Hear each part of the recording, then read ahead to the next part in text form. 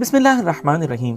خواہر ثنا مازندرانی سلام کرنے کے بعد سوال کرتی ہیں، مولانا صاحب امام مہدی کے ظہور کی ڈیفینٹ سائنس کون سی ہیں؟ آپ کا سوال مستند اور مستدل جواب۔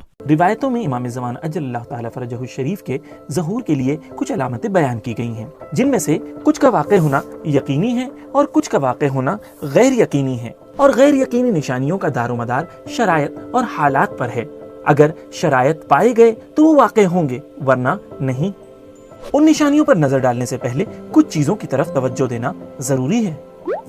امام مہدی اجل اللہ تعالیٰ فرجہ الشریف کا آنا یقینی ہے، یہ شیعہ اور اہل سنت دونوں کی کتابوں میں پایا جاتا ہے۔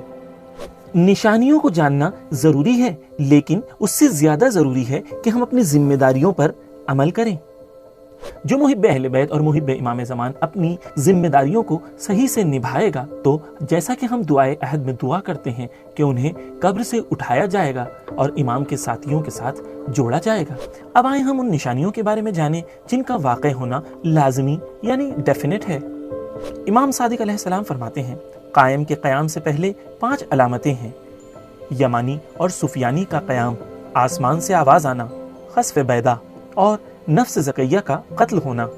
پہلی نشانی یمانی کا قیام۔ روایتوں میں آپ کا نام تو ذکر نہیں ہوا ہے، لیکن یہ ضرور ملتا ہے کہ آپ امام حسین علیہ السلام کی نسل میں سے ہوں گے اور یمن کی سرزمین سے اپنے قیام کا آغاز کریں گے۔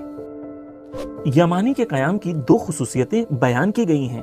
پہلی نشانی یہ ہے کہ آپ کا قیام حق پر ہوگا، اور دوسری نشانی یہ ہے کہ آپ سفیانی کے لشکر کا مقابلہ کریں گے۔ یہ نشانی اتنی مشہور اور اہمیت کی حامل ہے کہ ائمہ کے زمانے میں بعض لوگوں نے خود کو یمانی ہونے کا جھوٹا دعویٰ کیا تھا۔ مثال کے طور پر عبد الرحمن ابن محمد ابن اشعث۔ دوسری نشانی سفیانی کا خروج۔ رسول خدا صلی اللہ علیہ وآلہ وسلم نے ایک روایت میں جناب حذیفہ یمانی اور امیر المومنین علیہ السلام نے خطبہ بیان میں سفیانی کا ذکر کیا ہے۔ ظہور سے پہلے ماہ رجب میں عثمان بن انبسہ نامی شخص جس کا تعلق ابو سفیان کی نسل سے ہوگا، وہ خروج کرے گا۔ بظاہر دینداری کا ڈھونگ کر کے بہت سے مسلمانوں کو دھوکہ دے گا اور ایک عظیم لشکر تیار کرے گا۔ شام میں حمص اور قنسرین، فلسطین اور اردن پر قبضہ کر کے اپنی حکومت کا پرچم لہرائے گا۔ کوئی ایسا حرام کام نہ ہوگا جسے وہ انجام نہ دے گا۔ سرزمین عراق پر بھی قابض ہوگا اور کوفہ اور نجف میں شیعوں کا قتل عام کرے گا اور شیعوں کے قتل پر انعام مقرر کرے گا۔ اس کی حکومت بعض روایت میں 9 مہینے اور بعض روایت میں 8 مہینے ذکر ہوئی ہے، اور ایک دن بھی اس سے زیادہ نہیں ہوگی۔ جب اس ملعون کو ظہور کی خبر ملے گی تو اپنے لشکر کو امام زمانہ اجل اللہ تعالیٰ فرجہ الشریف سے مقابلہ کرنے کے لیے بھیجے گا۔ تیسری یقینی نشانی خسف بیدا۔ خسف کا مطلب زمین میں دھسنا ہوتا ہے، اور بیدا ایک سرزمین کا نام ہے۔ جس وقت سفیانی کا لشکر امام زمانہ اجل اللہ تعالیٰ فرجہ الشریف سے جنگ کرنے نکلے گا تو حکم خدا سے مکہ اور مدینہ کے درمیان بیدا نامی جگہ پر اس کا لشکر زمین میں دھس جائے گا۔ پورے لشکر میں صرف 2 لوگ بچیں گے جن کا چہرہ پلٹا ہوا ہوگا۔ ان میں سے ایک امام زمانہ اجل اللہ تعالیٰ فرجہ الشریف کی طرف جائے گا اور آپ کو لشکر کے نابود ہونے کی بشارت دے گا، اور دوسرا شخص سفیانی کے پاس جائے گا اور اسے ہلاکت کی خبر دے گا۔ چوتھی نشانی نفس زکیہ کا قتل۔ ظہور کی یہ بھی لازمی علامتوں میں سے ایک ہے۔ آپ امام حسن علیہ السلام کی نسل میں سے ہوں گے۔ آپ کا اسم گرامی محمد بن حسن ہوگا۔ آپ امام مہدی اجل اللہ تعالیٰ فرجہ الشریف کے ظہور کا زمینہ فراہم کر رہے ہوں گے کہ اہل مکہ آپ کو رکن و مقام کے درمیان بہت ہی مظلومیت سے شہید کر دیں گے اور آپ کا سر تن سے جدا کر دیں گے۔ اور امام صادق علیہ السلام کی روایت کے مطابق نفس زکیہ کے قتل اور امام کے ظہور میں صرف 15 راتوں کا ہی فاصلہ ہوگا۔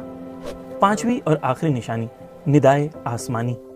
ظہور سے پہلے آسمان سے جناب جبرائیل علیہ السلام کی ایک ندا آئے گی، اور اکثر روایتوں کے مطابق ہر کوئی اپنی اپنی زبان میں اسے سنے گا اور سمجھے گا۔ امام جعفر صادق علیہ السلام سے روایت ہے کہ حضرت جبرائیل کی آواز شب جمعہ 23 ماہ مبارک رمضان کو آسمان میں گونجے گی۔ حضرت جبرائیل فرمائیں گے، اے لوگوں، جان لو کہ حجت خدا نے خانہ کعبہ کے پاس ظہور کر لیا ہے، ان کی اطاعت کرو کیونکہ حق ان کے ساتھ ہے۔ فلاں ابن فلاں قائم آل محمد ہے اور تمہارا بہترین امیر و حاکم ہیں۔ ابتدائی شب میں جبرائیل علیہ السلام کی آواز آئے گی اور دن کے آخری حصے میں شیطان ملعون کی آواز آئے گی، جس کی وجہ سے بہت سے لوگ شک اور تردید کا شکار ہو جائیں گے۔ قائم آل محمد حضرت امام مہدی اجل اللہ تعالی فرجہ الشریف کا ظہور یقینی ہے۔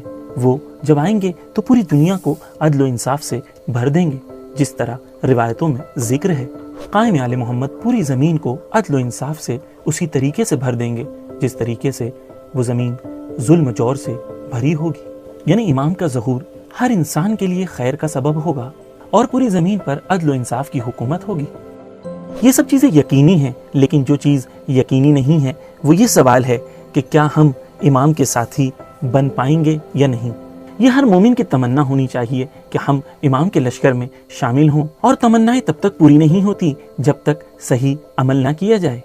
امام زمانہ اجل اللہ تعالیٰ فرجہ الشریف پوری دنیا کو عدل و انصاف سے بھر دیں گے، پوری دنیا کا ظلم ختم کر دیں گے، پوری دنیا کے مظلومین کو ان کا حق دلائیں گے، پوری دنیا میں جتنے بھی مظلوم ہیں ان کو عدالت کی حکومت میں شامل کریں گے۔ لیکن سوال یہ ہے، کیا ہم امام کے چاہنے والے اپنی ذمہ داریوں کو ادا کر رہے ہیں؟ کیا ہماری زندگی پاکیزہ ہے؟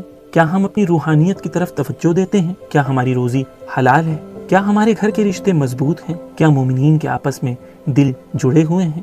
سبط جعفر صاحب کا وہ کلام یاد آتا ہے، الاجل جو کہتے ہیں آ گئے تو کیا ہوگا، کیا ہے اپنی تیاری پیش ہم کریں گے کیا۔ آئیں مومنین مل کے دعا کریں کہ امام کے ظہور میں تعجیل ہو اور ہم سب کو خدا یہ توفیق دے کہ ہم اپنی زندگی میں امام کے کام آ سکیں اور امام کی غلامی میں اپنی زندگیوں کو بسر کر سکیں۔ سبیل میڈیا کی ریسرچ ٹیم کی طرف سے ہم آپ کے تہہ دل سے شکر گزار ہیں، اور اپنے کمنٹس اور فیڈ بیکس ضرور لکھیں۔ الاجل یا امام، لبیک یا مہدی، خدا حافظ۔